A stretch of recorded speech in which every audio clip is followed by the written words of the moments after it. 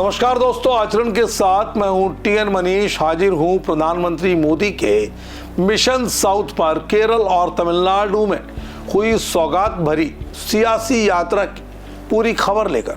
केरल के एर्नाकुलम में 10,800 करोड़ की परियोजनाओं की सौगात देने के बाद पीएम मोदी तिरुचिरापल्ली पहुंचे।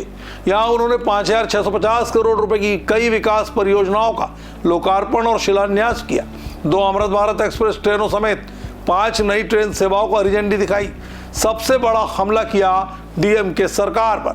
विकास का संदेश देते हुए पीएम मोदी ने वंशवाद और भ्रष्टाचार को लेकर स्टालिन सरकार को घेरा। विधानसभा चुनाव से पहले यह दौरा एनडीए के लिए बड़ा बूस्ट माना जा रहा है। आप भी समझिए क्या रहा पूरा सियासी मामला।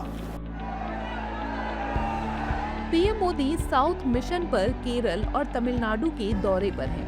केरल के एर्नाकुलम में पीएम मोदी ने 10,800 करोड़ की परियोजनाओं की सौगात दी। इसके बाद प्रधानमंत्री तमिलनाडु पहुंचे, जहां उन्होंने 5,650 करोड़ रुपए की कई विकास परियोजनाओं की सौगात दी। प्रधानमंत्री ने इस दौरान 2 अमृत भारत एक्सप्रेस ट्रेनों के अलावा 2 अन्य एक्सप्रेस ट्रेनों को हरी झंडी दिखाई। प्रधानमंत्री ने तिरुचिरापल्ली में विशाल जनसभा को संबोधित किया। उन्होंने कहा कि तमिलनाडु का विकास एनडीए के लिए महत्वपूर्ण है। इसी प्रतिबद्धता के तहत 2014 से अब तक केंद्र सरकार ने तमिलनाडु को लगभग 3 लाख करोड़ रुपए से अधिक की राशि भेजी है। For the NDA government, Tamil Nadu's progress is extremely important. Since 2014, the central government has given about 3 lakh crore rupees through devolution alone. This is many times more than the amount sent during the earlier Congress DMK government. Infrastructure funding to Tamil Nadu has tripled in the last decade compared to the decade before that. अपने संबोधन में प्रधानमंत्री मोदी ने वंशवाद और भ्रष्टाचार को लेकर डीएमके सरकार पर तीखा हमला बोला और स्टालिन सरकार पर तमिलनाडु की जनता को धोखा देने का आरोप लगाया।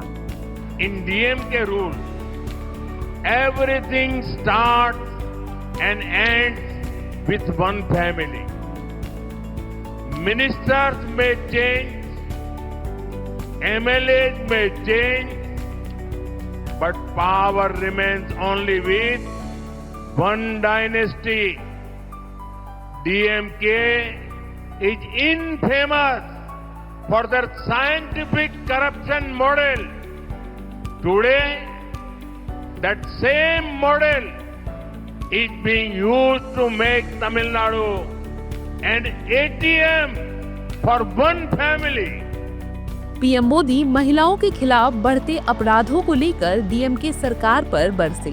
Under the DMK government, violent crimes against women have become common. Recently, everyone saw the horrible news related to a DMK member who did not spare even a little girl. Today, criminals roam around fearlessly, harming women. उन्होंने कहा कि तमिलनाडु के लिए अगला चुनाव बहुत ही महत्वपूर्ण है। एक रास्ता भ्रष्टाचार, वंशवाद की राजनीति और टूटे वादों की ओर ले जाता है, तो दूसरा विकास, अवसर और ईमानदार शासन की ओर। The upcoming election is the most important in Tamil Nadu's history. The choice before the people is very clear.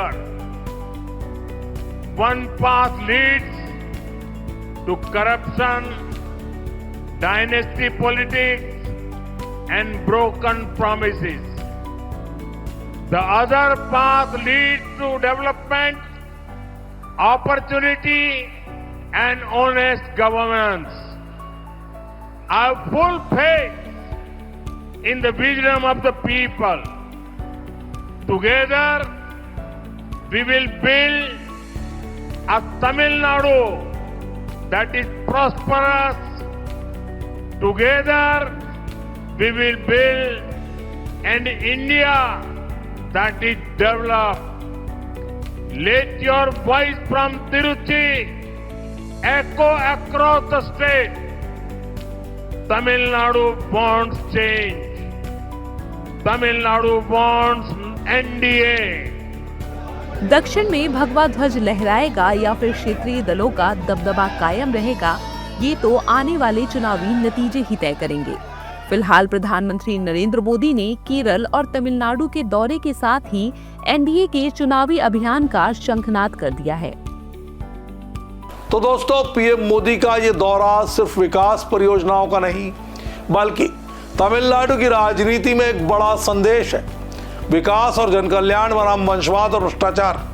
क्या तमिलनाडु 2026 में बदलाव देखेगा? आपकी क्या राय है?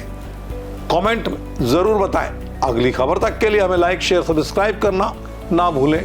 नमस्कार। देश दुनिया की सभी खबरें देखने के लिए जुड़े रहिए आचरण न्यूज से। आचरण न्यूज, हर कदम आपके साथ।